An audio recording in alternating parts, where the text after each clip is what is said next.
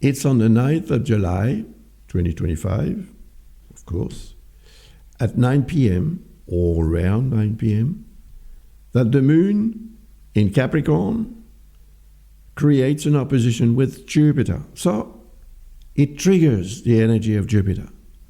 That energy of Jupiter that I mentioned since the beginning of this reading of the chart of the new moon.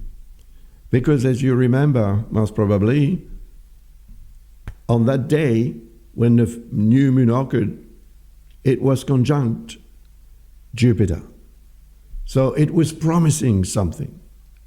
Now, on the 9th of July, at about 9 p.m. Universal Time, when the moon triggers the energy of Jupiter, what does it trigger? It triggers the result.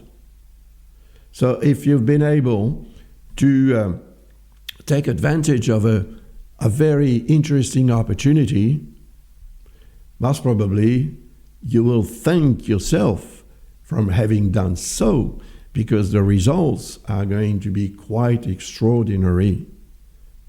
For some of us more than others, of course, as usual, but still good. There is that discordance with Saturn and Neptune that's still, operational. And it indicates to make sure, it's very important, to make sure that you take your time. Don't rush. And at the same time, don't imagine that because the opportunity is such extraordinary, it's such an extraordinary one, make sure that if that opportunity is such an extraordinary one, make sure that if that opportunity, represented by Jupiter, is such an extraordinary one, you take your time to organize. Even though you may swiftly take advantage of it, but then work on it and deal with it, taking your time and making sure that you follow your intuition, your inspiration, if it is a positive one. Because Saturn can make one quite pessimistic about potential results.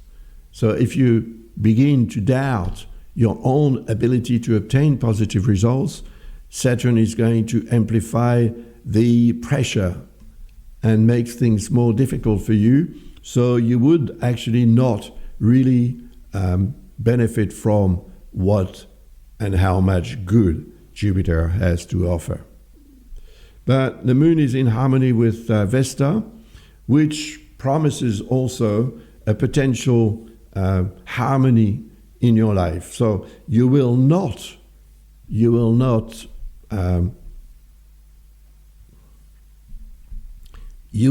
threaten the notion of harmony and balance in your life if you use the energy of Jupiter in such a positive manner that the more perhaps skeptical or negative energy of Saturn is put aside, because that will most probably help you take advantage of this one here, which is extremely powerful.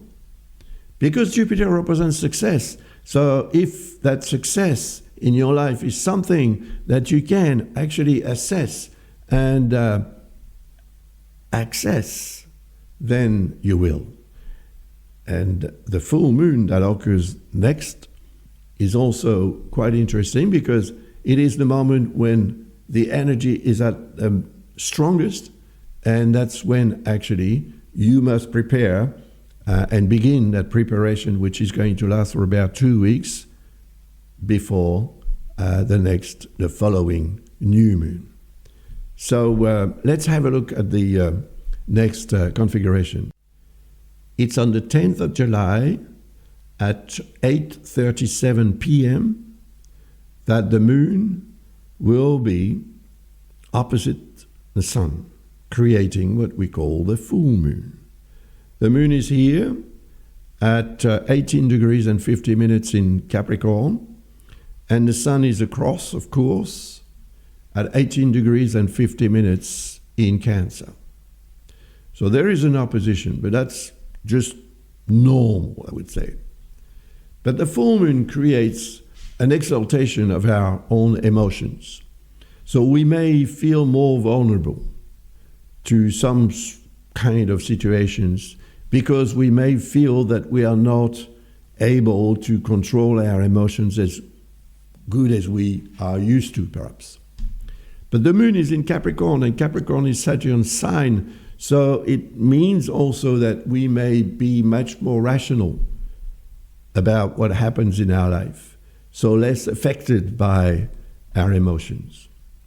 In any case, this is a whole chart, and it's not a bad chart at all, that I will analyze in a future video that I'll put online very soon. Well, not so soon as the other ones that you've already watched, naturally, but soon enough for you to be able to prepare yourself for this event, which will lead to a new moon occurring, 14 days later.